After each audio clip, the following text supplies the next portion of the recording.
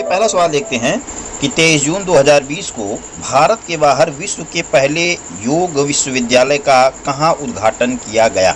यानी कि विश्व का पहला योग विश्वविद्यालय खोला गया है जो कि भारत के बाहर खोला गया है। ये अमेरिका के लॉस एंजल्स में खोला गया है। अब चलिए इससे जुड़े हम और सारे तथ्यों को देख लेते हैं। 23 जून 2020 को भारत के बाहर विश्व के पहले योग विश्वविद्यालय विवेकानंद योग विश्वविद्यालय का लॉस एंजल्स अमेरिका में उद्घाटन किया गया। और आपको पता होगा कि योग भारतीय संस्कृति की एक अमूल्य धरोहर है। 21 जून को विश्व योग दिवस मनाया जाता है। तो इस प्रकार समझ सकते हैं कि विश्व के किसी एक हिस्से में भारत के बाहर खुलना भारत के लिए बहुत ही बड़ी गौरव की बात है। और इसका संयुक्त रूप से केंद्रीय राज्य मंत्री वी मुरलीधरन और विदेशी मामलों की अस्थायी समिति के अध्यक्ष पीपी चौधरी द्वारा न्यूयॉर्क में भारत के महावाणिज्य दूतावास में आयोजित वर्चुअल कार्यक्रम में उद्घाटन किया गया। यानी कि भारत का जो महावाणिज्य दूतावास है वो अमेरिका के न्यूयॉर्क में स्थित है और वहीं पर एक वर्चुअल कार्यक्रम के दौरान जो है इसका उद्घाटन किया गया, जिसमें पीपी चौधरी और वी मुरलीधरन ने संयुक्त रूप से शामिल रहे। दोनों लोगों ने इसमें हिस्सा लिया। प्रसिद्ध भारतीय योग गुरु एवं स्वामी विवेकानंद योग अनुसंधान संस्थान की चांसलर डॉक्टर HR नागेंद्र इस विश्वविद्यालय के पहले अध्यक्ष हैं। यानी कि अगर सवाल ये पूछा जाए कि हाल ही में अमेरिका के लॉस एंजल्स में उद्घाटित या स्थापित पहले योग विश्वविद्यालय के अध्यक्ष कौन हैं, तो वो होंगे डॉक्टर HR नागेंद्र पहले अध्यक्ष होंगे। और वहीं पर ये भारत के जो योग संस्थान है स्वामी विवेकानंद योग अनुसंधान संस्थान, यहाँ के चांसलर भी हैं। और अगला सवाल H1B वीज़ा को लेकर के हम डिस्कस करने वाले हैं। चलिए देखते हैं कि H1B वीज़ा क्यों आखिर सुर्खियों में रहा है। जून 2020 में अमेरिका द्वारा H1B वीज़ा पर अस्थायी रोक लगाया गया है। सबसे पहला सवाल ही बनता है कि H1B वीज़ा किसके द्वारा दिया जाता है, तो ये अमेरिका की एक वीज़ा नियम है उसके द्वारा प्रदान किया जाता है। अस्थायी तौर पर रोक लगाया गया है, यानी कि कुछ समय के लिए रोक लगाया गया है। अब आगे की लाइन में यही लिखा है कि यह रोक 31 दिसंबर 2020 तक लागू रहेगा। अमेरिकी प्रशासन के इस निर्णय से विश्व के लगभग 2.4 लाख से ज़्यादा लोग प्रभावित होंगे। इसका सबसे ज़्यादा नुकसान भारत के IT प्रोफेशनल्स पर होगा। तो यहाँ पर आप समझ सकते हैं कि भारत के जो भी बड़े बड़े IT सेक्टर में काम करने वाले लोग हैं वो US जाते हैं और वहाँ पर जो है H1B वीज़ा जो है लेकर के वहाँ पर जो है वो निवास करते हैं अस्थायी तौर पर, और वहाँ पर अपना जो है वहाँ की इकोनॉमी में अपना जो योगदान देते हैं। तो इससे हमारे यहाँ IT सेक्टर पर बहुत बड़ा प्रभाव पड़ने वाला है। अब देखते हैं H1B वीज़ा है क्या। या USA में एक गैर आप्रवासी वीज़ा है या अमेरिकी नियोक्ताओं को विशेषतापूर्ण व्यवसायों में अस्थायी तौर पर विदेशी कर्मचारियों को नियुक्त करने की अनुमति देता है। यानी कि नियोक्ता का मतलब ये है कि वहाँ पर अमेरिका में जिन लोगों ने अपना फर्म स्थापित किया है तो वहाँ पर जो स्किल्स लोगों की ज़रूरत होती है, लिखा है कि विशेषतापूर्ण व्यवसायों में, तो जहाँ पर जो स्किल पर्सन की आवश्यकता होती है तो वहाँ पर वो लोग जाते हैं और अपनी स्किल का उस कंपनी के साथ में सहयोग प्रदान करते हैं। तो एक प्रकार से वो विदेशी कर्मचारी हो गए वहाँ के लिए। ठीक है, इस वीज़ा के तहत वीज़ा धारक अपने बच्चों और पति पत्नी को अमेरिका ला सकते हैं। तो यानी कि उनके बच्चे भी जा सकते हैं। और मान लीजिए H1B वीज़ा धारक अगर पति है तो अपनी पत्नी को ले जा सकते हैं और पत्नी है तो उसके साथ में उसका पति भी जा सकता है। फिर लिखा है कि वो भी उतने ही वर्ष अमेरिका में रह सकते हैं जितना उनको लाने वाले वीज़ा धारक की वीज़ा अवधि है। यानी कि अगर X पर्सन को H1B वीज़ा मिला हुआ है तो जितनी अवधि के लिए H1B वीज़ा X पर्सन को मिला हुआ है उतनी अवधि के लिए उसकी फैमिली भी वहाँ पर रह सकती है। इस वीज़ा के बाद अस्थायी नागरिकता के लिए आवेदन किया जा सकता है। देखिए ये सबसे महत्वपूर्ण है कि अगर अमेरिका में किसी को अस्थायी नागरिकता प्राप्त करना है तो सबसे पहले उसे H1B वीज़ा लेना अनिवार्य होगा, जो वहाँ पर अस्थायी तौर पर सबसे पहले प्राप्त किया जाता है। USCIS के अनुसार H1B वीज़ा के सबसे बड़े लाभार्थी भारतीय ही हैं। तो आप समझ सकते हैं कि भारतीयों पर इसका कितना बड़ा प्रभाव पड़ने वाला है। और सवाल अब चलिए देखते हैं कि सवाल क्या है। सवाल है कि जून 2020 में अमेरिका द्वारा H1B वीज़ा पर अस्थायी रोक लगाया गया है। यह रोक कब तक लागू रहेगा, तो ये रोक जो है 21 दिसंबर 2020 तक लागू रहने वाला है। और अगली न्यूज कांस फिल्म फेस्टिवल को लेकर के है। 22 जून 2020 को केंद्रीय सूचना एवं प्रसारण मंत्री श्री प्रकाश जावड़ेकर ने कांस फिल्म महोत्सव 2020 में वर्चुअल इंडिया पवेलियन का उद्घाटन किया। यानी कि कांस फिल्म महोत्सव का उद्घाटन किसने किया, तो इसका उद्घाटन किया है प्रकाश जावड़ेकर ने। इस पवेलियन में समस्त भाषाई, सांस्कृतिक एवं क्षेत्रीय नज़रिए से भारतीय सिनेमा की उत्कृष्ट एवं विस्तृत झलक दिखलाई जा रही है। आपको पता होगा कि भारतीय सिनेमा कई भाषाओं में अपनी फिल्में जो है, भारत की जिस प्रकार से एक विविधता है उसको ध्यान में रखते हुए भारतीय सिनेमा कार्य करता है, तो उसकी विस्तृत झलक भी इस पवेलियन में दिखाई जाएगी। इस पवेलियन का उद्देश्य वितरण, उत्पादन, भारत में फिल्मांकन, पटकथा, विकास एवं प्रौद्योगिकी के क्षेत्र में और भी अधिक संख्या में अंतर्राष्ट्रीय साझेदारियां करना है। तो सबसे महत्वपूर्ण यही है कि इस पवेलियन का उद्देश्य क्या है कि भारतीय फिल्म के जो भी आयाम है उसमें अंतर्राष्ट्रीय साझेदारी को, अंतर्राष्ट्रीय प्रतिभागी को बढ़ाया जाए, अंतर्राष्ट्रीय भागीदारी को बढ़ाया जाए तथा फिल्म बिक्री एवं समूहन को भी बढ़ावा देना है। इस वर्ष 2 भारतीय फिल्मों माई घाट क्राइम नंबर 103/200 जो कि मराठी भाषा की फिल्म है और हेल्लारो जो कि गुजराती भाषा की फिल्म है, वो देश की तरफ से आधिकारिक फिल्म के रूप में भेजा गया है। यानी कि 2 फिल्में हैं जिनको आधिकारिक रूप से भेजा गया है और ऐसे ही सवाल में पूछा जा सकता है परीक्षा में। और पहली बार भारतीय पवेलियन में इन 2 फिल्मों की स्क्रीनिंग भी की जाएगी। तो ये 2 फिल्में जो हैं, माई क्राइम नंबर 103/200 मराठी भाषा में और हेल्लेरो जो है, इन 2 फिल्मों की आधिकारिक तौर पर स्क्रीनिंग भी की जाएगी। इसके अलावा प्रसिद्ध फिल्म निर्माता सत्यजीत रे के शताब्दी वर्ष को रेखांकित करने के लिए इस पवेलियन में उनकी कुछ बेहतरीन फिल्में भी दिखाई जाएंगी और उन फिल्मों के नाम हैं गढ़शत्रु और आगंतुक। तो ये फिल्में हैं जो यहाँ पर दिखाई जाएंगी। अब देखते हैं इस पवेलियन से जुड़े सवाल क्या हैं। सवाल है, 22 जून 2020 को केंद्रीय सूचना एवं प्रसारण मंत्री श्री प्रकाश जावड़ेकर ने कांस फिल्म फेस्टिवल में वर्चुअल इंडिया पवेलियन का उद्घाटन किया। इस वर्ष इस महोत्सव में किन 2 फिल्मों को भारत की तरफ से आधिकारिक प्रविष्टि के रूप में भेजा गया है, तो इसका डिस्कशन हमने अभी नीचे किया। माई घाट क्राइम नंबर 103/200 एवं हेल्लारो, और ये फिल्म जो है माई घाट जो है ये मराठी भाषा की फिल्म है और वहीं पर हेल्लारो जो है वो गुजराती भाषा की फिल्म है, यानी कि जीजे गुजराती भाषा की ये फिल्म है। तो देखिए, फिल्मों की भाषा भी याद करना जरूरी है, हो सकता हो मिलान करने के लिए ही आ जाए। और अगली न्यूज IMD विश्व प्रतिस्पर्धा सूचकांक को लेकर के है। चलिए पहले यहाँ पर देख लेते हैं, इससे जुड़े तथ्यों को देख लेते हैं कि IMD विश्व प्रतिस्पर्धा सूचकांक है क्या। देखते हैं, 22 जून 2020 को IMD विश्व प्रतिस्पर्धा सूचकांक जारी किया गया। इस सूचकांक में 63 देशों को शामिल किया गया। सबसे पहला सवाल कि IMD विश्व प्रतिस्पर्धा सूचकांक, जिसको इंग्लिश में IMD वर्ल्ड कॉम्पिटिटिवनेस इंडेक्स बोलते हैं, रैंकिंग बोलते हैं, 2020 में कितने देशों को शामिल किया गया था, तो इसमें 63 देशों को शामिल किया गया है, जिसमें से शीर्ष स्थान सिंगापुर को मिला हुआ है। अब देखिए, किसी भी सूचकांक के पहले 5 और 5 नहीं तो कम से कम 3 देशों को तो याद करना बेहद ज़रूरी होता है। और रही बात IMD विश्व प्रतिस्पर्धा सूचकांक की, तो बहुत महत्वपूर्ण ये सूचकांक है, इसको तो याद करना जरूर याद करना है। और यहाँ तक तो इसके 5 देशों के नाम याद कर लेना है जो शीर्षतम हैं। तो जिसमें से शीर्षतम में सिंगापुर को पहला स्थान, दूसरा स्थान हो गया डेनमार्क का, और तीसरा स्थान वहीं पर जो है स्विट्जरलैंड का है, चौथे स्थान पर नीदरलैंड है और 5वें स्थान पे हांगकांग है।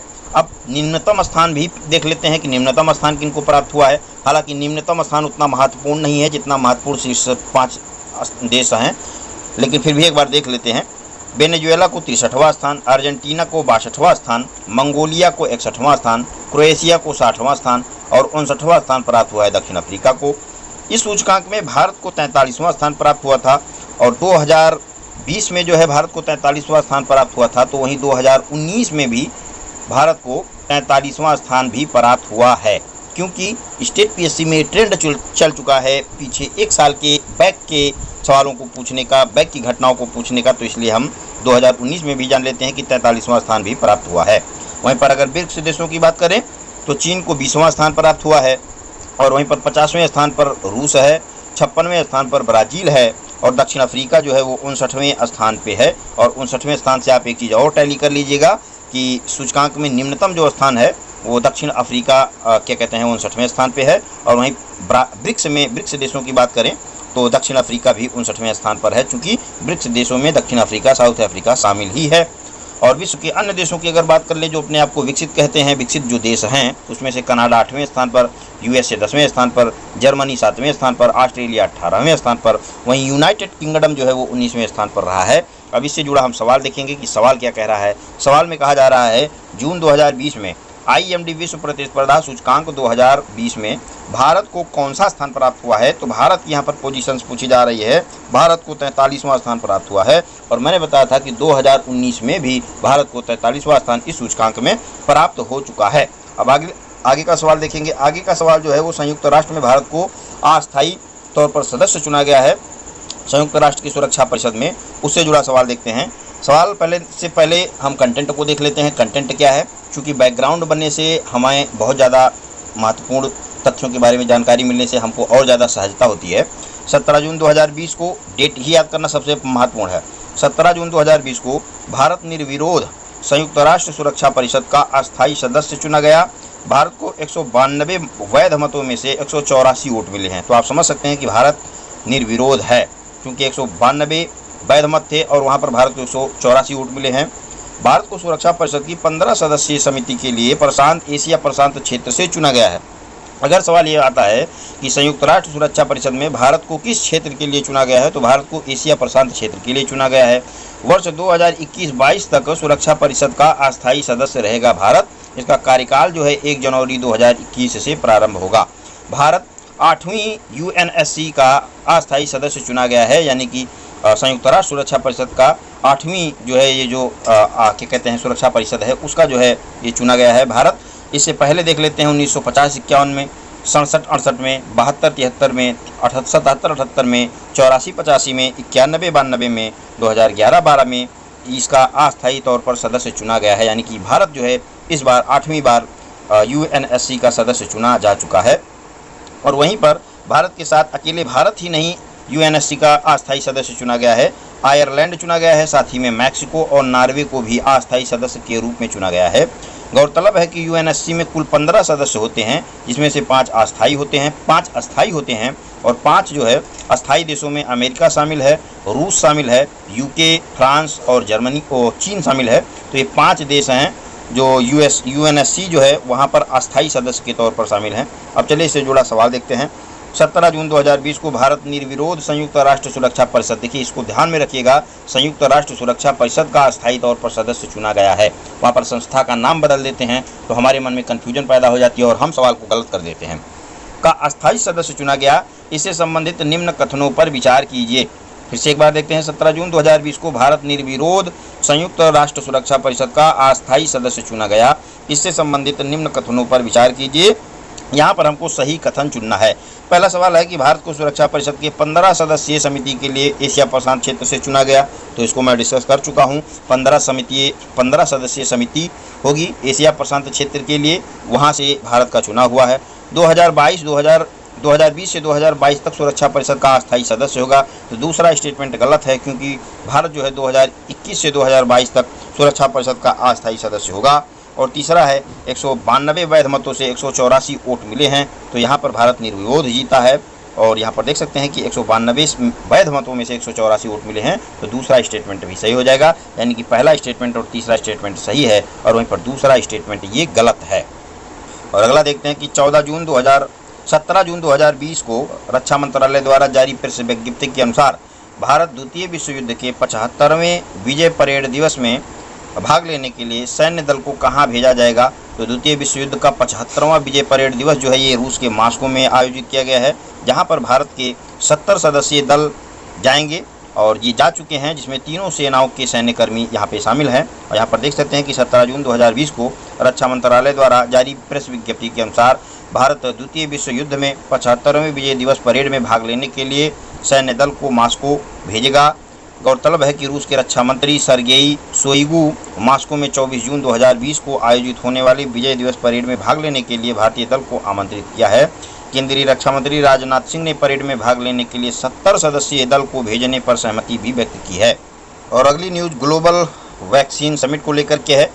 चलिए देखते हैं कि 4 जून 2020 को ब्रिटेन की मेजबानी में वर्चुअल ग्लोबल वैक्सीन समिट 2020 आयोजित की गई। ब्रिटेन के प्रधानमंत्री बोरिस जॉनसन द्वारा आयोजित इस शिखर सम्मेलन में 50 से अधिक देशों के व्यापारिक नेताओं, संयुक्त राष्ट्र एजेंसियों, नागरिक समाज, सरकारी मंत्रियों, राष्ट्राध्यक्षों और देश के नेताओं ने भाग लिया। प्रधानमंत्री नरेंद्र मोदी ने इस सम्मेलन में वीडियो कॉन्फ्रेंसिंग के माध्यम से भाग लिया और इस अवसर पर भारत ने अंतर्राष्ट्रीय टीका गठबंधन गावी को $15 मिलियन देने का वादा किया है। अब इससे जुड़ा सवाल देखते हैं। 4 जून 2020 को किस देश की मेजबानी में वर्चुअल ग्लोबल वैक्सीन समिट 2020 आयोजित की गई? तो ब्रिटेन की क्या कहते हैं मेजबानी में ये समिट आयोजित की गई है और वहाँ के प्रधानमंत्री जो रहे हैं मोरिस जॉनसन, उनके द्वारा। और एक सवाल यहाँ पर एक महत्वपूर्ण ये है कि अंतर्राष्ट्रीय टीका गठबंधन में भारत ने जो 15 मिलियन अमेरिकी डॉलर देने का वादा किया है, ये पूछा जा सकता है कि किस संस्था को 15 मिलियन अमेरिकी डॉलर देने का वादा किया है, जिसकी पहल भारत सरकार ने वर्चुअल ग्लोबल वैक्सीन समिट के दौरान की है। तो ये होगा अंतर्राष्ट्रीय टीका गठबंधन में। और अगला सवाल देखते हैं, हाल ही में कोविड-19 से लड़ने के लिए G20 देशों ने कितनी राशि की सहायता करने की प्रतिबद्धता व्यक्त की है? तो G20 देशों ने कोविड-19 से लड़ने के लिए 21 बिलियन डॉलर की राशि देने के लिए एक प्रतिबद्धता जताई है। यहाँ पर देख सकते हैं कि जून 2020 में G20 देशों ने विश्व में कोविड-19 से लड़ने के लिए 21 बिलियन डॉलर की प्रतिबद्धता व्यक्त की है। इन देशों ने वैश्विक अर्थव्यवस्था में 5 ट्रिलियन डॉलर राशि के सर्कुलेट को पहले से जो है व्यक्त किया है, यानी कि 5 ट्रिलियन की डॉलर की राशि जो है वो पहले से ये दे चुके हैं, जिससे उनके सदस्य देशों को लक्षित राजकोषीय नीतियों, गारंटी योजनाओं, आर्थिक उपायों और महामारी के आर्थिक सामाजिक वित्तीय प्रभावों पर कदम उठाने में सहायता मिल सके। हालिया 21 बिलियन डॉलर की प्रतिबद्धता केवल आमंत्रित सदस्यों द्वारा की गई है। तो यहाँ पर ध्यान रखना है कि 21 मिलियन की जो डॉलर की प्रतिबद्धता जताई गई है वो G20 में जो आमंत्रित सदस्य थे उन्हीं के लिए ये है। इस राशि का उपयोग अनुसंधान और टीकाकरण, चिकित्सा विज्ञान में और निदान में किया जाएगा, यानी कि कोविड-19 से रिलेटेड जो समस्याएं पैदा हुई हैं उसके विषय में जो अनुसंधान किया जा रहा है उसमें इस राशि का प्रयोग किया जाएगा। और अगला देखते हैं कि हाल ही में जारी मर्सर 2020 कॉस्ट ऑफ लिविंग सर्वे के अनुसार प्रवासियों के लिए भारत का सबसे महंगा शहर कौन है? प्रवासी का मतलब एक देश एक स्टेट से दूसरे स्टेट में जो भी मजदूर जाते हैं काम करने के लिए रोजगार की तलाश में, उन्हीं के संबंध में इस इंडेक्स को जारी किया गया है। तो ये राज्य है मुंबई शहर जो है वो कॉस्ट ऑफ लिविंग के मामले में भारत में सबसे ज़्यादा वो कॉस्टेड है, सबसे ज़्यादा हाईली एक्सपेंसिव सिटी है।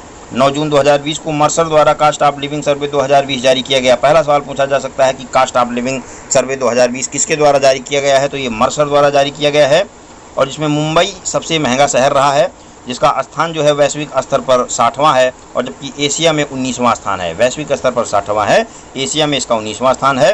प्रवासियों हेतु रहने की लागत के संदर्भ में मुंबई के बाद निम्नतम शहरों का स्थान आता है, जिसमें से 101वें स्थान पर दिल्ली, 143वें स्थान पर चेन्नई, वहीं पर बेंगलुरु 171वें स्थान पर और कोलकाता 150वें स्थान पर है। और भारतीय शहरों में नई दिल्ली ने रैंकिंग में पिछले वर्ष की तुलना में सर्वाधिक 17 अंकों का उछाल दर्शाया है। और वैश्विक स्थिति की अगर बात करें तो रैंकिंग में सर्वोच्च स्थान हांगकांग है, यानी कि हांगकांग जो है वो प्रवासी श्रमिकों के लिए, प्रवासियों के लिए सबसे ज़्यादा जो है एक्सपेंसिव है, सबसे ज़्यादा महंगा है, सबसे ज़्यादा खर्चीला है। दूसरे और तीसरे स्थान पर अशगाबाद जो कि तुर्कमेनिस्तान में है और क्या कहते हैं तीसरे स्थान पर टोक्यो है। और मर्सर कॉस्ट लिविंग सर्वे के अनुसार प्रवासियों के रहने की सर्वाधिक लागत के संदर्भ में 10 जो शहर हैं शीर्ष, उनमें अगर देखें तो हांगकांग है सबसे शीर्ष, उसके बाद में अशगाबाद है, फिर टोक्यो है, उसके बाद में ज्यूरिख है, फिर सिंगापुर है, फिर न्यूयॉर्क है, फिर शंघाई है और उसके बाद में बर्न है स्विट्ज़रलैंड का और फिर जिनेवा है स्विट्ज़रलैंड का और फिर बीजिंग है चीन का। सर्वे के अनुसार सबसे सस्ते शहरों में किर्गिस्तान का बिश्केक है, कराची है पाकिस्तान का, ट्यूनीशिया है और विंडहोक है नामीबिया का, वहीं पर उज्बेकिस्तान का ताशकंद भी सबसे लास्ट में शामिल है। और अगली news QS world university ranking को लेकर के है।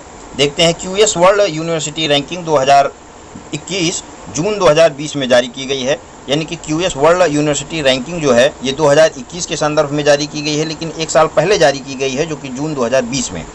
इस रैंकिंग में कोई भी भारतीय संस्थान अथवा यूनिवर्सिटी शीर्ष 100 संस्थानों में शामिल नहीं हो सका है। तो यहाँ पर एक समझने वाली बात है कि भारत के जो भी उच्चतर शिक्षण संस्थान हैं वो विश्व स्तर पर 100 शीर्ष संस्थानों के साथ में कम्पीट नहीं किए हैं। चलिए और जानते हैं रैंकिंग के बारे में। इस बार भी ओवरऑल रैंकिंग में शीर्ष 3 स्थान पाने वाले संस्थानों में अमेरिकी संस्थान ही हैं, जिसमें से मैसाचुसेट्स इंस्टीट्यूट ऑफ टेक्नोलॉजी लगातार 9वें साल शीर्ष स्थान पर काबिज है, जिसके बाद में स्टैनफोर्ड यूनिवर्सिटी एवं हार्वर्ड यूनिवर्सिटी क्रमशः दूसरे एवं तीसरे स्थान पर है। रैंकिंग में 14 भारतीय संस्थानों की रैंकिंग पिछले वर्ष की तुलना में घटी है, जबकि 4 ने रैंकिंग में सुधार किया है। अब ये तो हो गया शीर्ष 100 संस्थानों के बारे में। अब यहाँ पर देखते हैं 1000 संस्थानों के बारे में। तो पहले 1000 संस्थानों में 21 संस्थान भारत के शामिल हैं, जबकि 200 संस्थानों में शामिल 3 भारतीय संस्थान हैं, जिनके नाम है IIT बॉम्बे, जिसका 172वां स्थान है, IISc भारतीय विज्ञान संस्थान जो कि बेंगलुरु में है, इसका 185वां स्थान है, IIT दिल्ली 193वां स्थान है। याद रहे कि IIT बॉम्बे रैंकिंग में 20 स्थान गिरने के बाद भी शीर्ष स्थान पर यूनिवर्सिटी है, यानी कि जो QS वर्ल्ड यूनिवर्सिटी रैंकिंग जारी की गई है उसमें पिछले वर्ष की तुलना में देखा जाए तो 20 स्थान की गिरावट जरूर आई है, लेकिन अभी भी भारत के जो 200 संस्थानों में शामिल किया गया है विश्व स्तर पर, उनमें जो है भारत में जो है वो फर्स्ट स्थान पर भारत में जो है IIT बॉम्बे आया है। और IIT बॉम्बे का जो स्थान है वो यहाँ पर नहीं मेंशन है, और IISc बेंगलुरु के रैंकिंग में 1 स्थान की गिरावट हुई है, और जबकि IIT दिल्ली की रैंकिंग में 11 स्थान की गिरावट दर्ज की गई है, जिसका इस बार जो है 193वां स्थान है। शीर्ष 500 में शामिल अन्य भारतीय संस्थान कौन कौन से हैं, तो वहाँ पर मैंने अभी 1000 को देखा, उससे पहले मैंने 100 को देखा था, उसके बाद में 200 को देखा। अब यहाँ पर हम 500 संस्थानों में शामिल संस्थाओं को देखते हैं, कौन कौन भारतीय संस्थान शामिल हैं, जिसमें IIT मद्रास है, IIT खड़गपुर है, IIT कानपुर है, IIT रुड़की है एवं IIT गुवाहाटी है। अब इस रैंकिंग के बारे में जानते हैं। यह रैंकिंग वैश्विक हायर एजुकेशनल कंसल्टेंसी QS के द्वारा संपादित की जाती है, जो कि 6 संकेतकों पर आधारित होती है। तो कितने संकेतकों पर यह आधारित होती है? 6 संकेतकों पर यह आधारित होती है। और सवाल है, क्वेरली साइमंड्स यानी QS वर्ल्ड यूनिवर्सिटी रैंकिंग के अनुसार कौन से संस्थान ने भारत की शीर्ष यूनिवर्सिटी के रूप में अपना स्थान बरकरार रखा है? तो शीर्ष यूनिवर्सिटी के रूप में भारत का जो स्थान है वो पहले भी था और अब भी है, हालांकि इसमें से कोई नहीं है। इसका सही जवाब होगा IIT बॉम्बे, जिसका IIT बॉम्बे में 20 स्थान की गिरावट आई है, लेकिन इस बार भी वो भारतीय स्थानों में शीर्ष अपना पोजीशन बनाए हुए है।